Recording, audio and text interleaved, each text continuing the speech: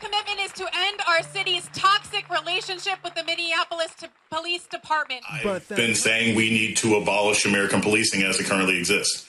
It doesn't work. You know, the average homicides that are actually solved by police departments, only about 35%.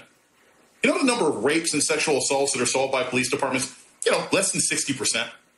You know the percentage likelihood of being shot unarmed as a black person is like 5 times as likely than a white person. Policing doesn't work the way we're doing it right now. I will never co-sign on funding a police department that continues to brutalize us. And I will never stop saying, not only do we need to disinvest in police, but we need to completely dismantle the Minneapolis Police Department.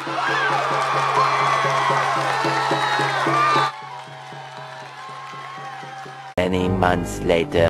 According to recent stats released by the MPD, so far this year, already more than 70 homicides. That's nearly double the number all of last year. Assaults up 24%, robberies climbing 45%, and carjackings up by an alarming 319%.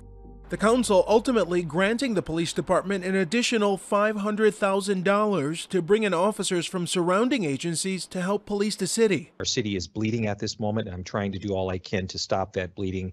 And I'm hoping that through having the funds to launch a citywide joint enforcement team initiative, we can try to stop the bleeding here in our city.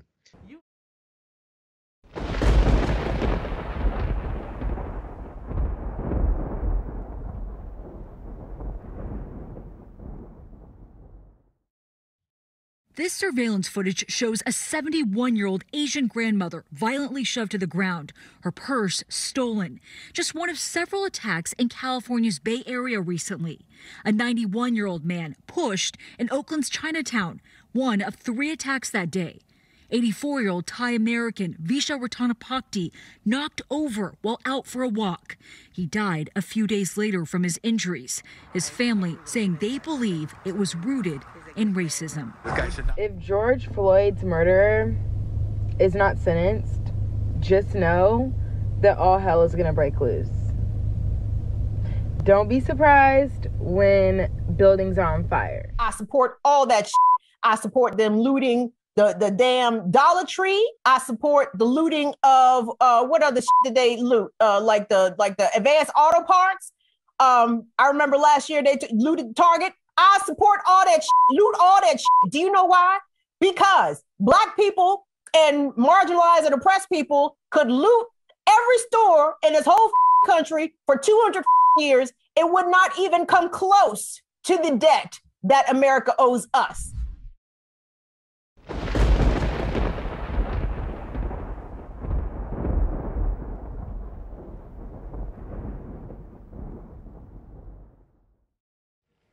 Prom night turned into a Twitter war over this red dress. I did not expect the photos to go viral this way at all. Photos of Keziah Dom and her friends out celebrating high school's biggest night called out, accused of cultural appropriation. Jeremy Lamb, outraged at the photo, posted this tweet writing, "My culture is not your prom dress." It was retweeted more than 40,000 times, with others blasting Dom's Chinese-inspired dress across social media. One of Dom's tweets in response, "I love and appreciate diversity and other cultures. I mean no hate. I love everyone." But others, including Lamb, say it was this photo of Keziah and her friends that's problematic. They were wearing a dress and using a stereotyped Chinese posture without acknowledging the history behind that piece of clothing. Dom claims. You like my costume? You are a show. Do you think this is cultural appropriation? Cultural appropriation? Oh man, you're some. Yes? Wait, come talk to me. It is. Strikes me as pretty insensitive. Really? Why is that? Because it's from another cultural tradition that is not really something you should be like using as a costume. Today we went to California State University Northridge to give out pumpkin pie and ask people what they're thankful for.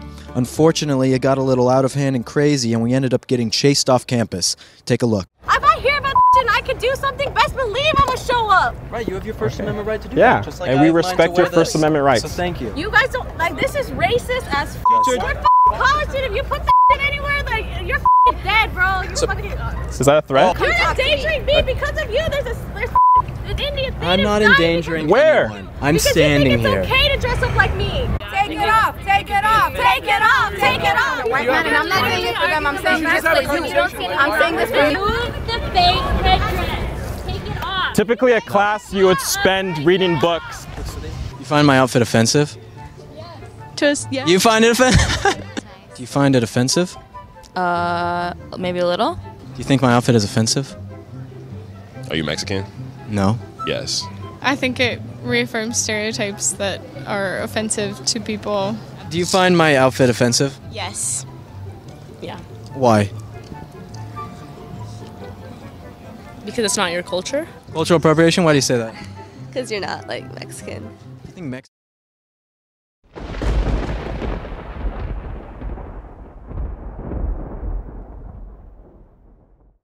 Meanwhile, another conservative group rejected from a college campus, this time at Santa Clara University in Northern California. The reason? Well, take a listen. Right now, there are a lot of people in this audience, a lot of people that are contacting me on my phone right now that just don't feel safe with this club being here. Just the benefits of being a part of this charter organization for the club are really kind of like outweighed by the amount of students that would feel unsafe. They are a direct threat to me. It's not infringing on your free speech to say we don't want this organization on campus. They don't want that organization on campus. This video taken from the meeting where the Student Senate voted against a chapter of Turning Points USA, 16-10. As conservative students arrive on campus at the University of Texas, Austin, they faced more worry than the usual freshman frenzy. In June, a Twitter account run by a student group threatened to dox incoming students who join conservative student groups, posting, in part, if you join YCT or Turning Point USA, your name and more could end up on an article like one of these. So make sure to make smart choices. Campus Reform went to Texas for UT Austin's freshman orientation to get students' reaction to the threat. Not cool with doxing. Seems like a low blow to just call somebody out for what their opinion is. I mean, this is a great school. You should be able to express your views as a whole, whether you're conservative or super liberal. I'm not conservative. I'm actually quite liberal, but I don't think that's cool. I don't think people will actually dox you online. I don't think they will. I think it's a threat. Threats are bad though, right? I mean, yeah, but I don't think they'll actually do it.